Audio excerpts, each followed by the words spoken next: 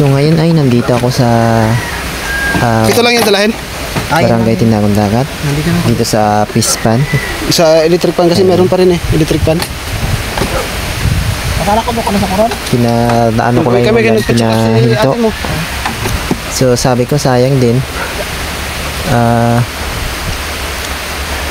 Sayang din na walang kita. Kaya lumabas ako kahit maputik yung daan. Kahit madulas. So yung bahay na yun guys yung pupuntahan. Nakatalikod, okay lang? Ha? Sa gitna ng Pispan.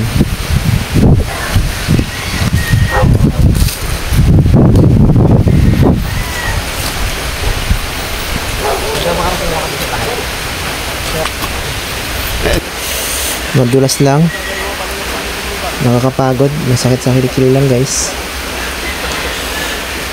Pero sayang din kasi yung araw na wala akong kikitain. Sabi ko kanina, ano yun na GPS niya. Kaya kahit madulas, sige lang.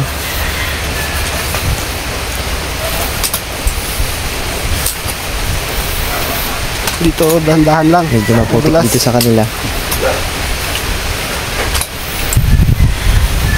So ipapaayos daw nila marami na rin convoy. Saka yung electric pan. Kulang pa sa anong nakaraan pa to sana na pupuntahan ko. Ang kaso ay umulan bago yung mga poste ay nagkadatumba yung kuryente. Yung kuryente dito papasok.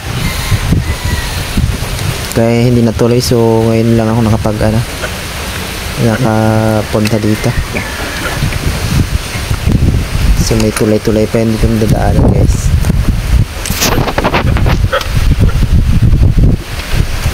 Dito alam mo lang yung tungkot mo kay medyo madula. Sayang rin din kasi yung araw na wala akong kita. Kaya pinahinto ko lang yung tumuloy na ako dito dahil may kuryente din naman. Dumabaon yung saklay ko sa puting guys. Ayan.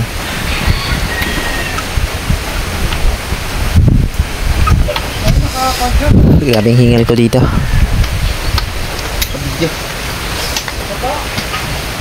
Masyadong malayo sa gitna. Ayan guys, nakarating din ako. Ayan.